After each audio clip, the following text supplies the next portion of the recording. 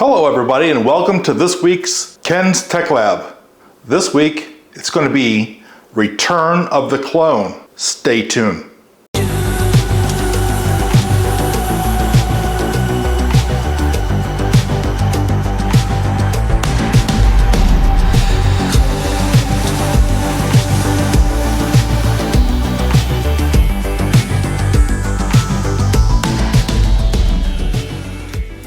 Welcome back everybody, and as the name applies of this show, it's Return of the Clone, and everybody remembers the videos on me building the PRUSA Clone.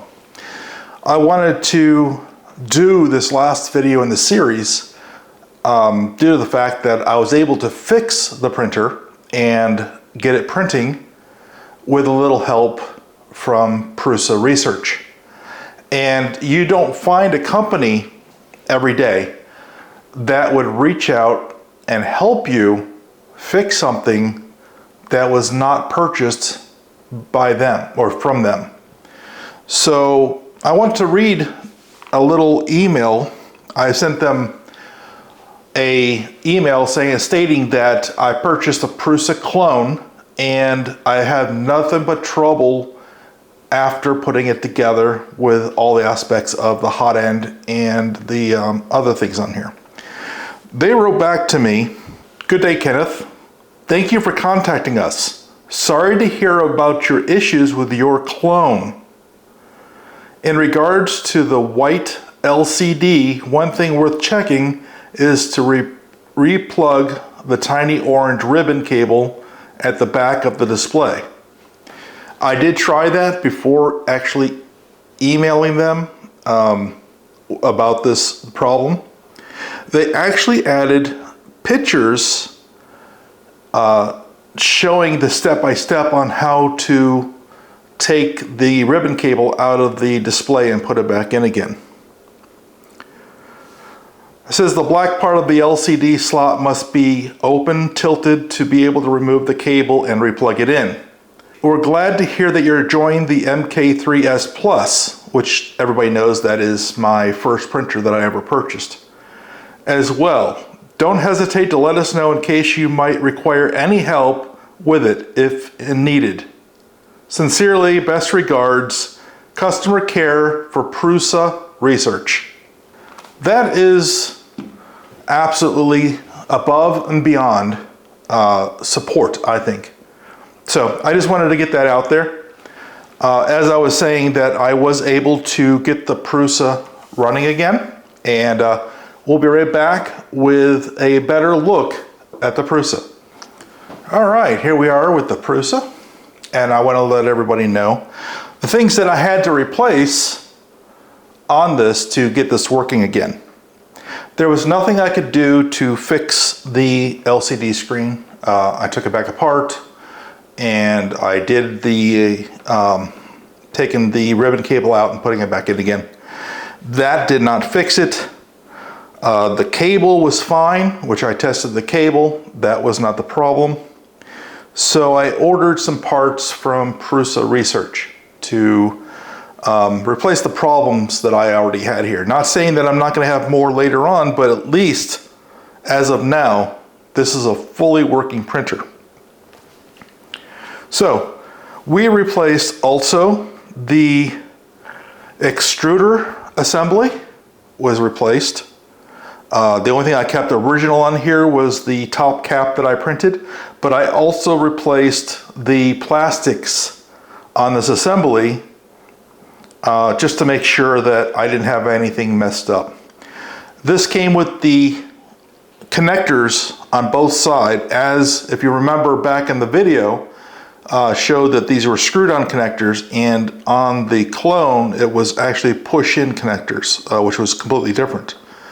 The one big problem I had with that was that the connector on the extruder side was not able to go into the hole that it was meant to go into on that push-in connector, so I had to drill it out, which took me a long time, and it never was right.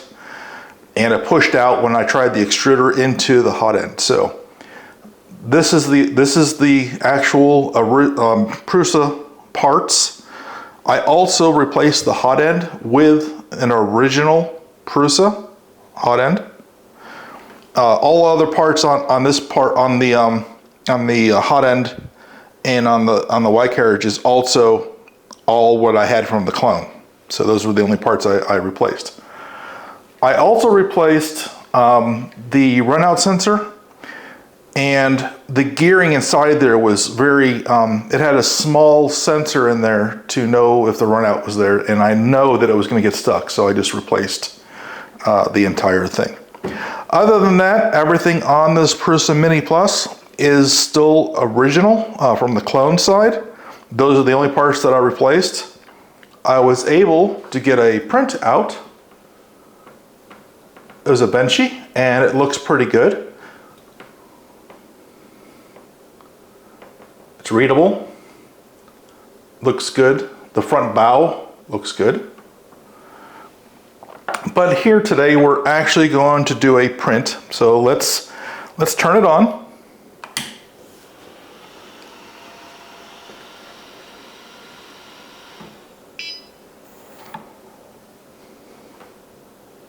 Okay, let's try to do a preheat PLA. One cool thing is putting the new hot end on from PRUSA. It now says original PRUSA. So there is a tag on here that actually has the PRUSA name on it. I did find one slow heater, that was the bed. It really heats up slowly. But you know, it doesn't have a built-in power supply. It has just a brick that sits on the outside of this.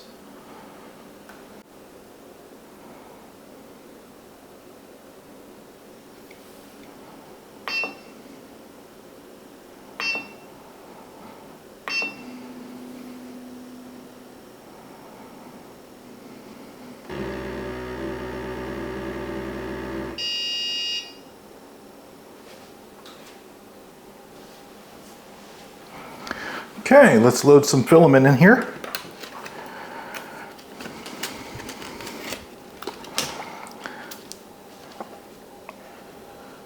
This is a brand new filament I'm just opening. And let me put it on the right way here. Okay. Okay, now let's try printing something.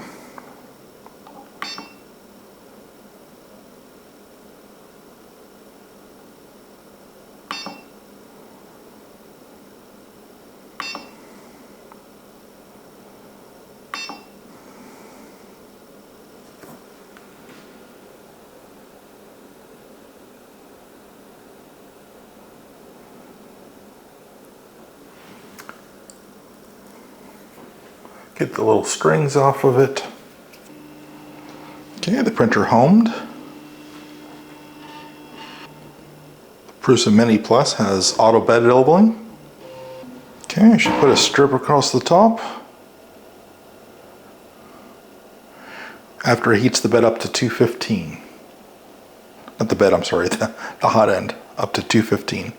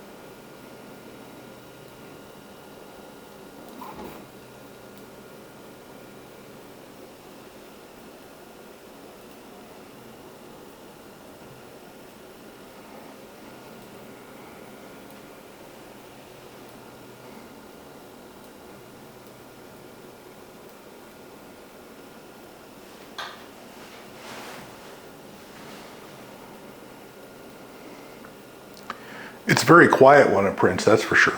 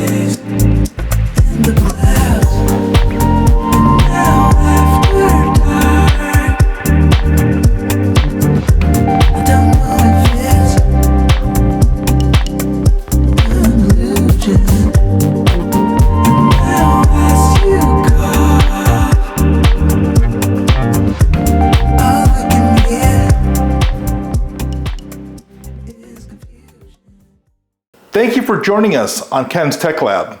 Today you saw the return of the clone, the PRUSA Clone. Completely working with no issues, and hopefully it stays that way. Again, thank you for joining us here at Ken's Tech Lab, and stay awesome.